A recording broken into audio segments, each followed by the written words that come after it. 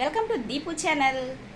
ఈరోజు మనం తెలుగు గ్రామర్కి సంబంధించి సందుల్లోని గుణసంధి గురించి తెలుసుకుందాము. ఈ గుణసంధి యొక్క సూత్రం ఏంటంటే, అకారానికి ఈ ఊరులు పరమైనప్పుడు ఏవోఆర్లు ఏకాదేశమగును.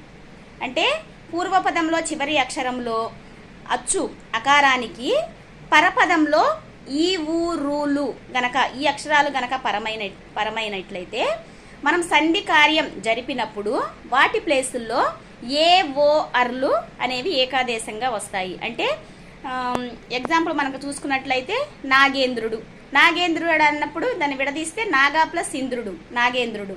దీనిలో పూర్వపదం వచ్చేసి నాగా, పరపదం వచ్చేసి ఇంద్రుడు.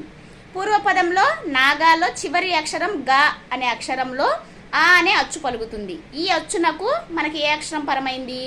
ఈ అనేది పరమైంది. ఈ అన్నప్పుడు ఏ అక్షరం రావాలి ఆదేశంగా అంటే ఏవోఆర్లు, ఏ అనేది రావాలి.